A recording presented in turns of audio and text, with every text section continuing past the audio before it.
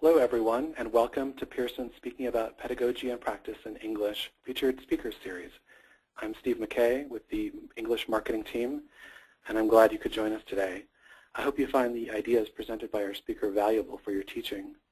For those of you who are new to the webinar format, I have a few quick things to point out before the session begins. If you are calling in by phone, please know that this is not a toll-free number. For that reason, we recommend that you select mic and speakers so that you can listen toll-free through your computer speakers. You may notice that your line has been muted.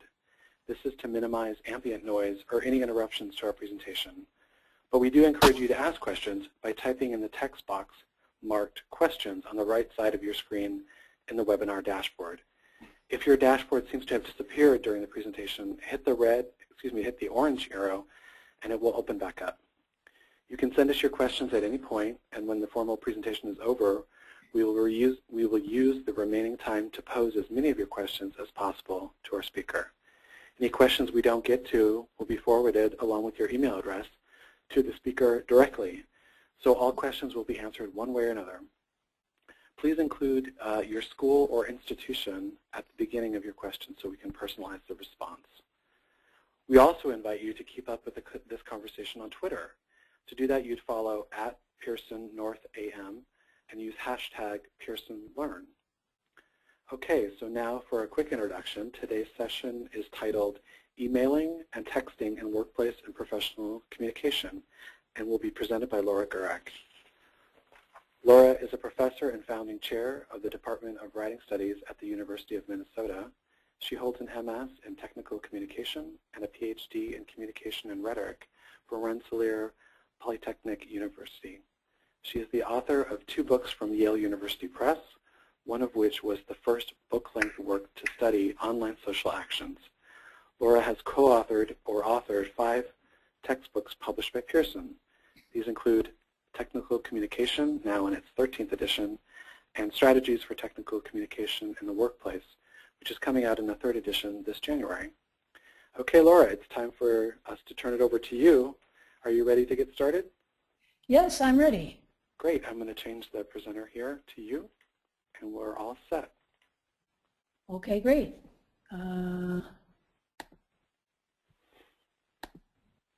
Let's see. There we go. I hope everyone can see my screen. Steve, can you see my screen now? Yes, looks great.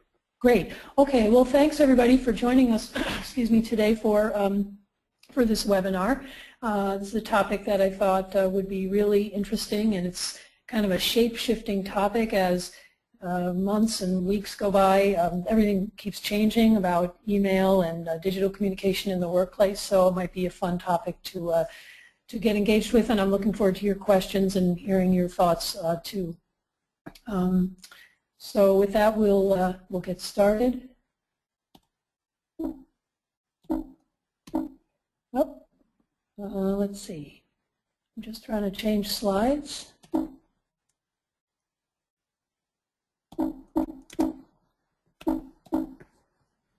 Steve, do you have a suggestion when the arrow keys are not allowing me to change my slides?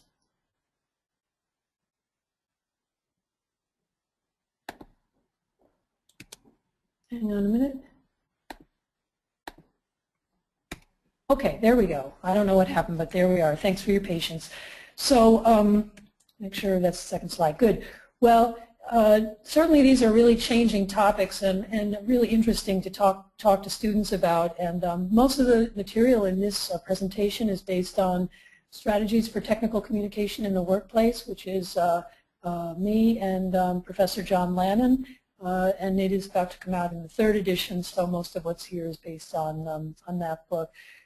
Really, email right now is the primary way people communicate at work, and I'm sure I don't have to tell that to most of you who are college professors or instructors, graduate instructors, and probably quite used to the amount of email you get every day. And that's evolved certainly since the 1990s, and I think the reason it's the main way people communicate is that it's really easy to use. It's simple.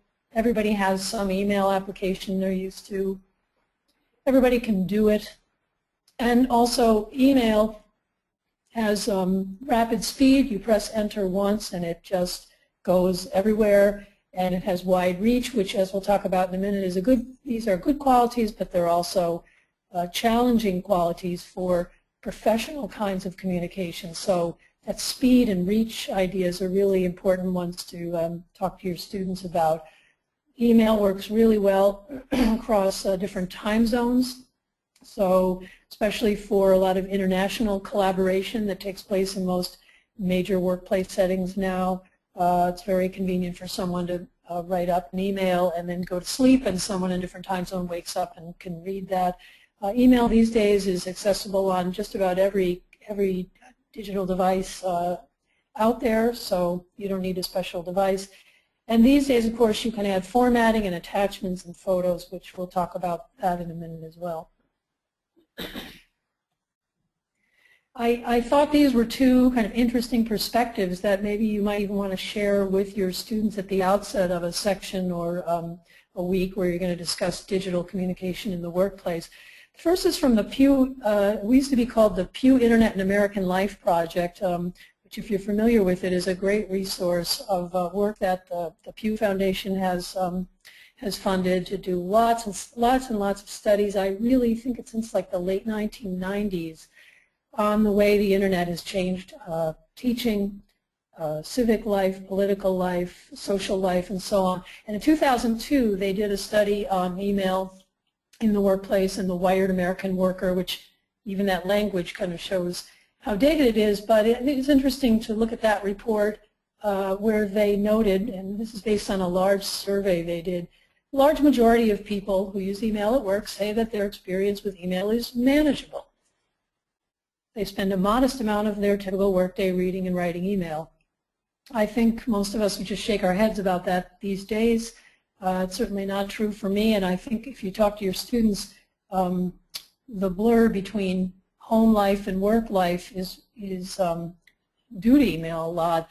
Is probably more reflected in this study, which I just found the other day.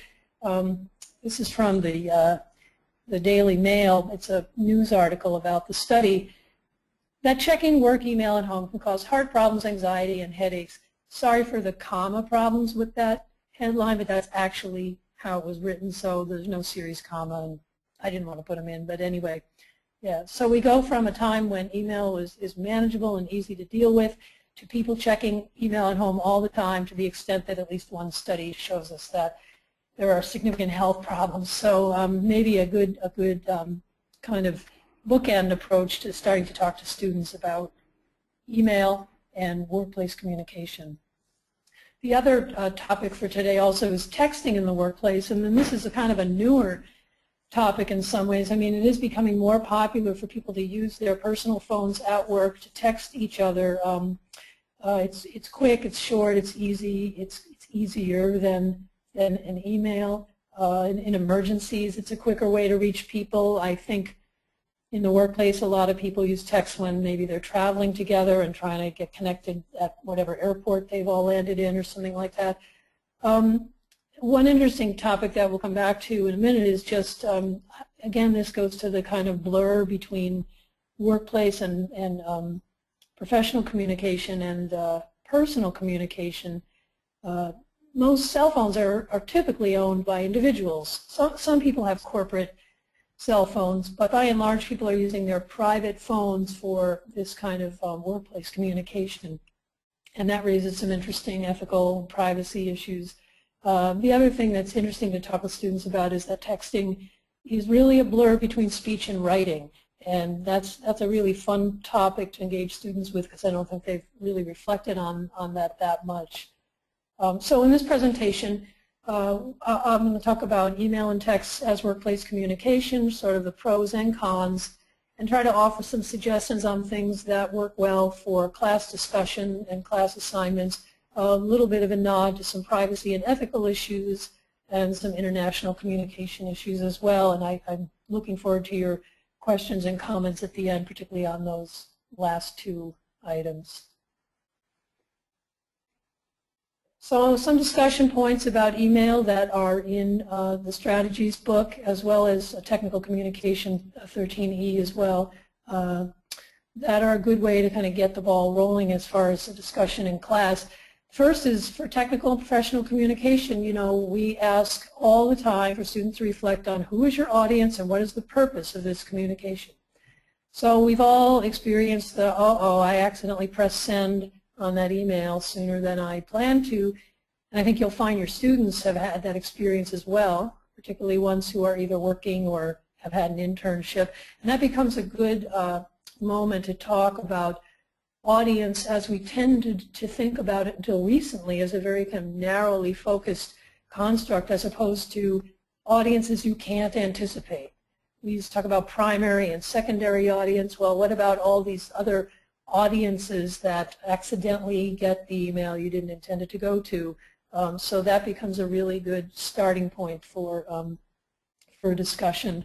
Another good discussion point is just about the various options we have when working with each other as human beings in workplace environments, and why don't people sometimes just pick up the phone when an email gets to be too long or too cumbersome, or even a personal meeting. It's interesting with my students, I find that every generation, or excuse me, every year, as students reflect more and more of what their generation is experiencing with technology, phone calling seems increasingly awkward. People really don't want to use the phone for the phone. They prefer to text or send it in emails. So I think that's an interesting opportunity to talk about a range of technologies and when a phone call might be more useful.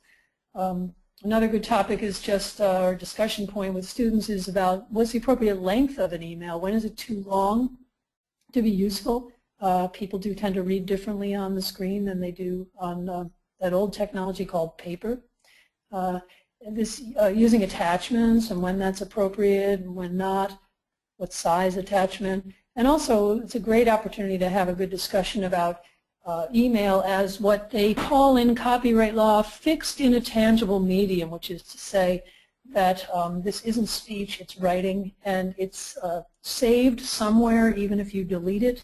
So there's always going to be a record. Oh, sorry about that.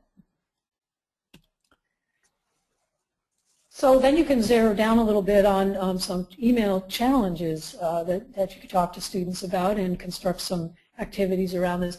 First, I think that is kind of fun that students don't often recognize is that email suffers from what I would call genre confusion, which is to say that the headings and those fields that you see listed there actually come from the memo format. But in email, people are often using a salutation, or they don't know when to use a salutation. So some of that is really just kind of a morph of these two genres that used to be considered separate, the letter and the memo, and how people are still kind of struggling to figure out what the appropriate format is here. There's a whole literature on lack of social cues in digital communication that you can find some interesting articles for students about that just talk about what happens when we replace face-to-face communication with paper or digital, and what social cues disappear and what social cues still creep in, but maybe in ways we didn't anticipate. Now, of course, you can format emails and make them look really pretty and use lots of fonts and insert visuals, but that brings with it its own set of challenges that can allow you to kind of go back and talk to students about visual communication and page layout. There's also the consideration that people are reading these messages on small screens, increasingly really small screens. One thing I'm noticing is that a lot of people who are writing long, detailed emails on a computer are finding they're not getting the response they wanted, because it turns out people are reading these things on very small screens. And it's a different kind of reading, and people are not always engaging in the detail of what the writer originally intended. There are a lot of international considerations on email. You can do a Google search and find some really fun research-based articles to share with your students on confusions that have happened, again, because social cues are missing, or because the social cues and other kind of communication norms across countries and cultures are different, and it's hard to deal with that in a kind of the flatness or linearity of an email. And of course, there are all kinds of privacy and copyright issues to talk about when you forward a message without someone's permission, and we've got some detail on that in the book, but those are also some good challenges to talk about.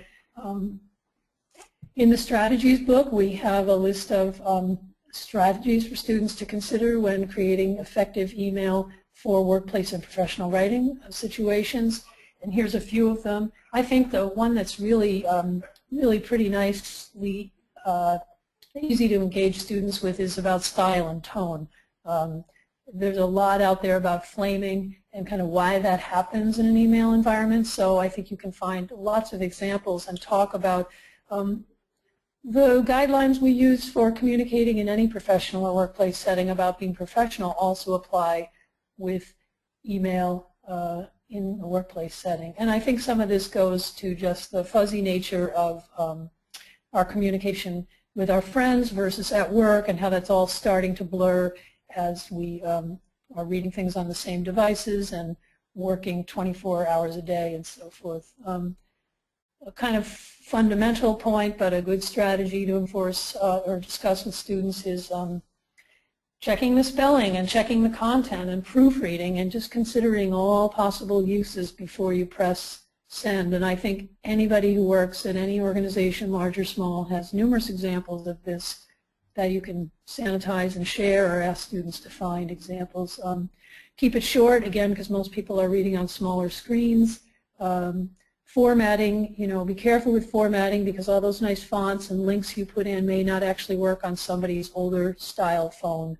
And then lots of good articles and news stories probably every day that give you good strategies for thinking about confidentiality and privacy in email settings. So I have a couple of more specific class activities that are fun things to do.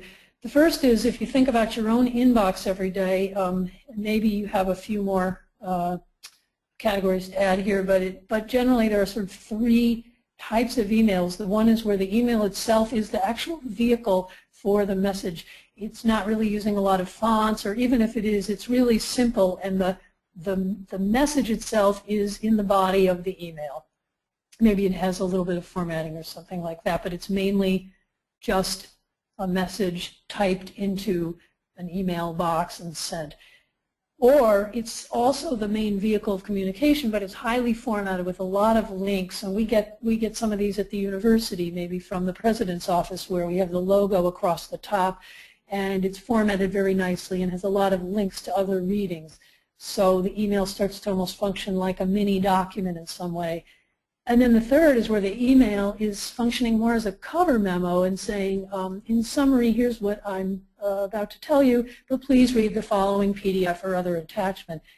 And I think with class, it'd be very easy to have students find these three different uses of email and then have a discussion and create a list of guidelines about when, for what audiences, what purposes, and what situations these three when you would pick one of these three approaches. So that's one idea for an activity.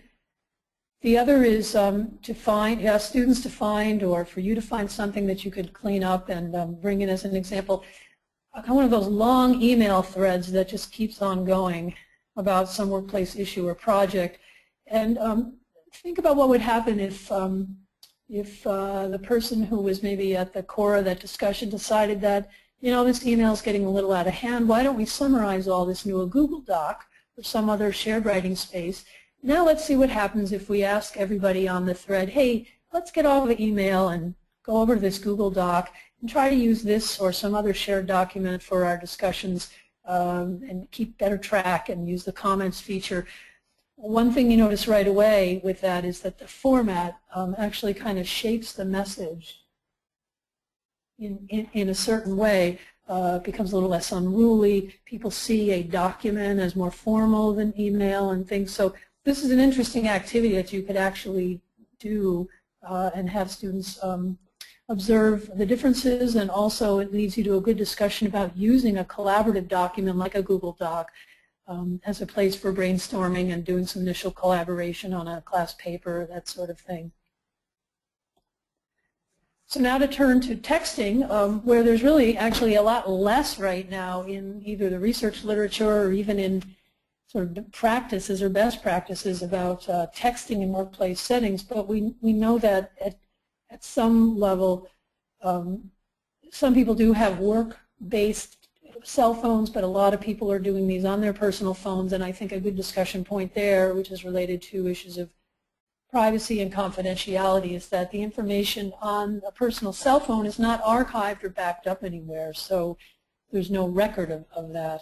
There's also a lot more use of kind of a visual rhetoric of the emoticons and so forth, which there's just a funny article in the Chronicle the other day where an academic described his or her work using only emoji. So that leads to a really interesting discussion about why and the use of visual rhetoric, why it's sort of showing up in that way. Some of it is the replacement for those social cues, but a lot of it is shorthand because it takes a long time to type words on a little keyboard. Autocorrect, of course, you could have a whole class on you could have like a semester-long class on autocorrect. All kinds of really good, bad examples, and also some good examples too, but just on being really careful about what gets substituted. I know we all have really funny examples, and you can find a lot of them online.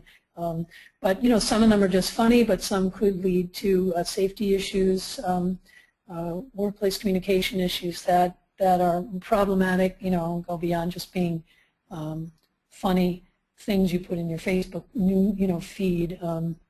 So there's a lot to talk about there, and also the idea that texting is concise, but sometimes concision and brevity lead to a lack of clarity, and so finding, I think, good examples from workplace settings is going to be important to continue to figure out how to teach these things in technical and professional writing classes.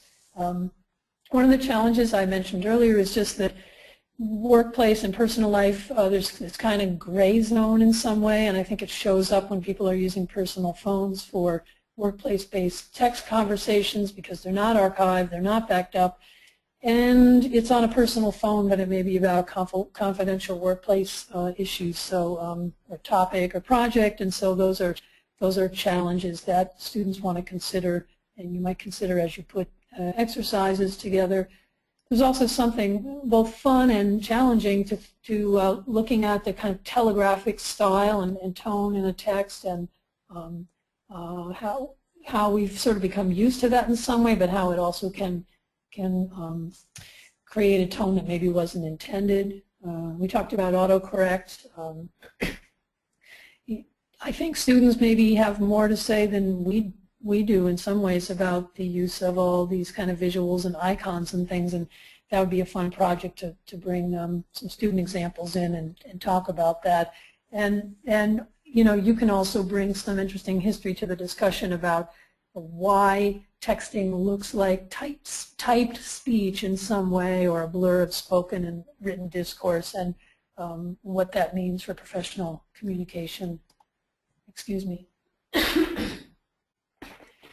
So for strategies, and again, this is mainly from the book. Again, it's really good to step back and think about audience and purpose. And in this case, the fact that if it's on a personal phone in particular, but even if not, phone text messages are usually not backed up. And how to stay professional in tone and content even in that situation.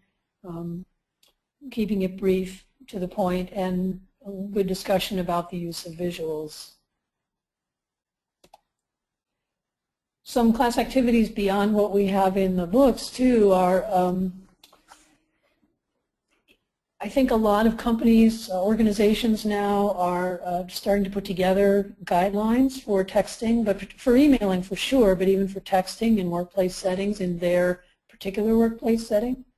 So one thing students could do based on their job or internship, or something you might find examples of at your college or university, are existing or emerging guidelines for how to proper conduct and what's expected about email or texting in the workplace. And And I think in my classes, students have had plenty of personal examples they can share about text messages that meant one thing and were misunderstood.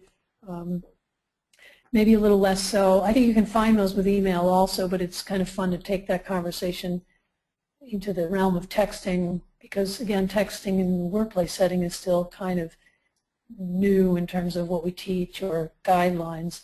And then it's useful to work with a class on just what are the difference between these two formats and you know, when are certain formats more useful and why. In the strategies, in both books, we have digital and social media exercises at the end of each chapter, and in Strategies 3E, Chapter 18 is the chapter on email and texting, and we've got some good exercises there. I think it's always useful on these digital media sections to work with the class and say, well, here are these guidelines in the book, but how could we amend these or come up with some that we think might be useful based on our class discussions or places you've worked or what you've experienced. Again, I think students have a lot to share on this. They may not have thought about it in these particular contexts, but they definitely know a lot, even if it's in a tacit way, about how email and texting have changed over time and are being used. So another interesting activity is you can create a table, and this table is from Strategies 3E in chapter 18, and this is just a basic table that you could expand on in class where you talk about different audiences, different purposes, what the writing style should be for that situation, and whether to choose email or a text. Now you could expand on this and also talk about, well, what about a collaborative writing space like a Google Doc or some other space where people can work on a document together and add comments. So you could really expand on this. You can also insert when a phone call might be useful, when a personal meeting is useful. One thing we don't have in here that's in the later chapter is about video.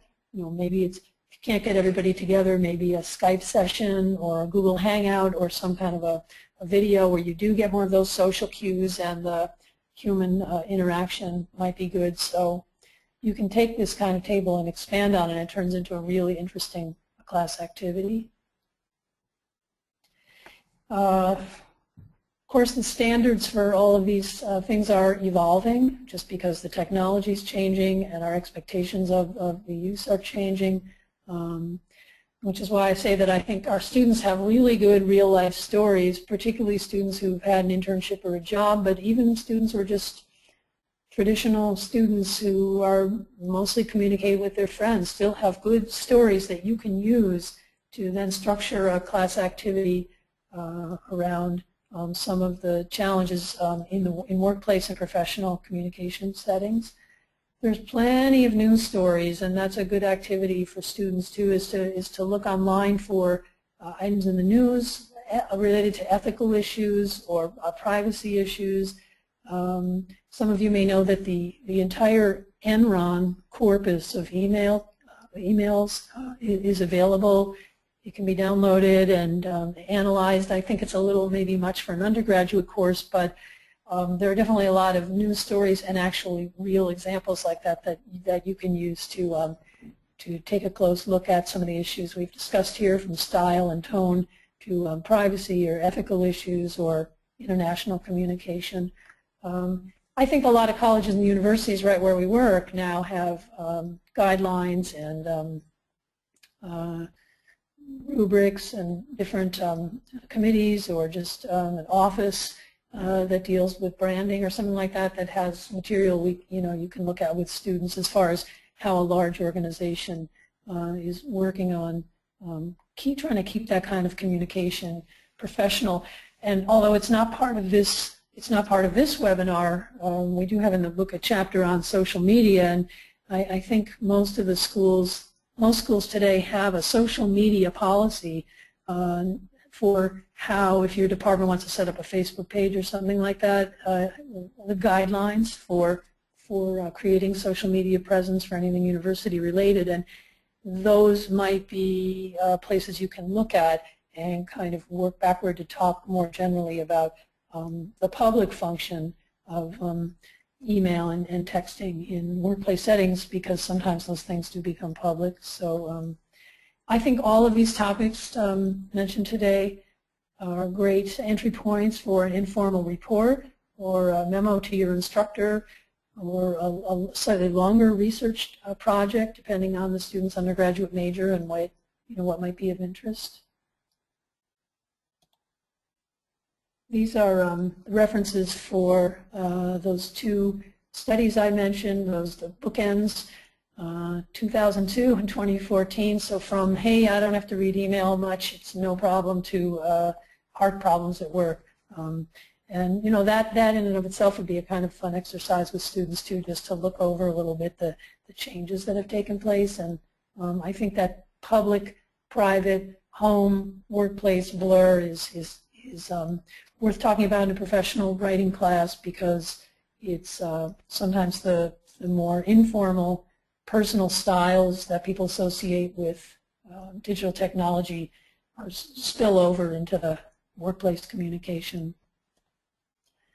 So, excuse me, that concludes my presentation in this webinar, but I did want to end with some questions that I had that I thought would inspire some discussion, and I'm really interested in your questions as well. I find it really interesting to hear what preconceived ideas students kind of bring to class, and use these ideas as their prior knowledge as a starting point for discussions and ways to create guidelines and thoughts about workplace uses of these technologies. So I'd love to hear your thoughts about that. And then this whole thing about the fuzzy zone between personal and professional life, how is that spilling over and creating a similar kind of gray zone about audience, purpose, and style, some of the things that we really emphasize in professional and technical writing and communication. So with that, I think I turn it back over to Steve now to for the discussion and questions. Great, thank you so much, Laura. We did have a question that came in earlier in your presentation. It had to do with email and keeping it short. Crystal Ellerson was asking, how long do you think we should advise students? I choose 3 paragraphs at max. What are your thoughts on that? Well, interestingly, we used to say if it takes up more than one screen, that's too long. But of course, the question now is, what size is the screen? So a screen on your phone is really different than a screen, a 27-inch Mac screen or something. So, in the book we talk about 3 paragraphs, also kind of following a typical 3-paragraph structure, but they're short.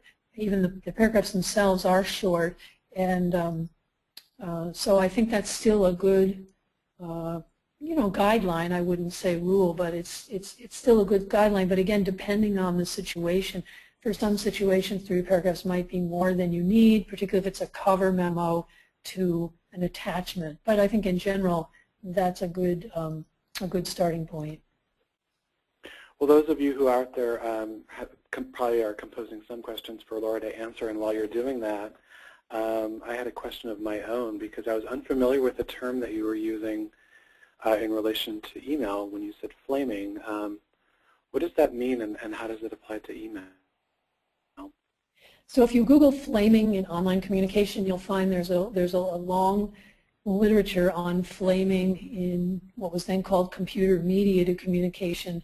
And that literature kind of actually started like in the late 70s, when certain early researchers started to notice that with the absence of social cues and the absence of face-to-face communication and the sort of distancing factor, people were sort of being a lot nastier and meaner and saying things to each other that they wouldn't say to someone to their face.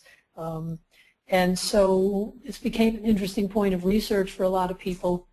Why is it happening? What exactly is flaming? What is a flame war? Some kind of online discussion where people just keep getting nastier and nastier with each other. And there continues to be a question about the causality of all that. What's the relationship between the person what's the relationship between the technology and the people? I mean, in different settings it doesn't happen, but there's still a lot of places online where people kind of lose it and say things unprofessionally or mean or really negative in a way they probably wouldn't if they were sitting across the table from you. So is it the anonymity of technology that allows people to act out and misbehave? Is that like that cloak of anonymity just like hides their true feelings? Is that what you're saying? Well, some people originally attributed it to anonymity, but you see it in settings even where there is no anonymity. I mean, even where people are using their real names. There's still a kind of a distancing factor that that people feel is there even when they're using their real names. So there's a lot of examples of this now on Facebook, these kind of situations that break out between two people or something like that, online bullying, you know, where people know who the other person is. They're using their real name, but there's still a sense that you're not in the exact room or space with that person and that somehow you are distant. So sometimes it's anonymity, but you know, the other piece we always try to point out with that is that nobody's really anonymous online anyway, because everything's tracked and can track back to you. So, but you know, they might feel like they're not being held accountable for their comments, so that's why they're right. Or either even if they're using some kind of a pen name or screen name, and you can just click out and never have to deal with it again. That's really different than to actually have a disagreement with somebody who's sitting across the table from you. So you can Google it and see there's a decent literature on flaming. Some researchers like Susan Herring started linking it to gendered styles of communication online, differences in gender behavior online. So it's a whole other interesting topic that you could research with students. That does sound very interesting, actually. I would encourage any of our listeners to submit your questions. You can do that by typing in the question box and hitting send, and we'll ask those questions of Laura. I did have another topic that I was curious about on a personal level that you didn't mention in your presentation, but I'm wondering if you have any thoughts on offices that are now all on Google, and so everyone's on Gmail. There's a feature there called GChat that I see a lot of activity on. Are you familiar with GChat, or have you had any experience with it? So yeah, my university is a Google Mail campus. I think a lot of universities are now, and I think by GChat it's just the chat function, right? It's just the chat window. So if somebody else is online and you want to chat with them, you can just open a chat window. Yeah, I mean, when I first started using it, it seemed very, very similar to texting, where it's very short, very quick comments. And to be honest with you, it's usually colleagues, you know, maybe making a funny joke of something that just happened in the office. And now I find, though, that it has changed that managers are using it to communicate with their people that are reporting to them, and they're using it in a way that it kind of supersedes not only phone calls but text or emails as well. So in other words, drop everything that you're doing. I need you to work on this immediately, and it's really a challenge sometimes to adapt to that kind of immediacy. Right, and I think so. Instant messaging's kind of preceded these built-in chat windows like in the Google environment, and they are really similar to text in that way. I mean, text messaging, originally we used to describe text messaging as synchronous, or real-time, and email as asynchronous, or not real-time. So that email would come in and, you know, might sit there for a while. Maybe people are only checking their email at a certain time, but a text was kind of urgent, you know. Right. That line is really blurring as well, and yet I think you're making a good point that that chat windows and other chat functions are still taken to be more of a real-time, synchronous, slightly more urgent use. They're also used a lot as kind of a sidebar. So there might be a big email thing going around and somebody has something to say to one other person that normally you might walk down the hall. I probably shouldn't say normally, but in another era, you'd walk down the hall just to have that sidebar. But since nobody's in at the same time or living on the same continent practically, you know, you use the chat for sort of that same feature, which is to have a little sidebar conversation. And So I think it's a combination of the, excuse me, it's synchronous, it's more real time, and you're expected to respond more quickly, and also you can just have a one-on-one sidebar conversation going too. Interestingly, the Google Docs environment that I mentioned, and I know there's other collaborative document writing environments too. Sometimes what I tell students to do is, get into a GDoc with your 1 or 2 other teammates. It's hard to do with more than 3 people. And then open the chat window. So a Google document has a chat window built in, just like the GChat, and start discussing in the chat the research project or the paper or whatever it is you have to work on together. Then use the document to start brainstorming, and then use the chat to have kind of the conversation. And you'll be surprised how far you really get. You can get a lot done in that way because you're sort of talking but writing at the same time. And then at some point you transition it to maybe an environment where you can do more formatting or something. But so I think for collaboration, those real-time chat boxes are also useful. Laura, we do have a couple more questions that have come in. Actually, from Crystal, it's a comment back on when we were talking about flaming. Her comment is when she was working for Microsoft in 1997 to 1999, she noticed that interviewers for all positions were encouraged to ask each applicant how they would handle a flame email or a flame war. She respects your response to the current question, and she advises her students in a similar way. We also have a question from Dorothy Stoll. Dorothy is an English instructor at Straussenberger College in Toledo, Ohio, and she says, I only allow my students to email via our college account, never from their personal email account. I do this so that there's a record of communication. Wouldn't this help them feel more accountable for their words? I would never allow them to text me, nor would I ever give out my cell phone number for that purpose. Isn't this just asking for trouble? What do you think about Dorothy's comments? Here I follow the same guideline myself, which is that, and because we're kind of told to do so, that the student's university email account is their official, that's their official email. That's the one they get all their notifications on and everything. And we're advised to use those, and that's the only one I use also, because again, you do have that official record of the communication, and that's the one they're supposed to be checking. I mean, their personal one might also be, they might have problems with it, or it goes down or something like that. So I mean, I think that's a very good guideline to follow, and if your university has something in place, it really makes a lot of sense to fall back on whatever the formal policy and procedure is at your campus for communicating with students. And that official university email account is that. I agree with Dorothy. I don't give out my cell phone number, and I don't text students or invite them to text me. I get email on my phone, so if one of them has something they want to ask me an email about, I can still read it on my phone. I give them a lot of guidelines about when I check email and how to best respond, and we use Moodle here. So of course Moodle has a communication function built in, and I just try to keep all the communication confined within the formal structures that we have here at the university for all those good reasons that that Dorothy points out. I think we might expect to see that change over time, as generations change and this fuzzy zone kind of keeps coming up.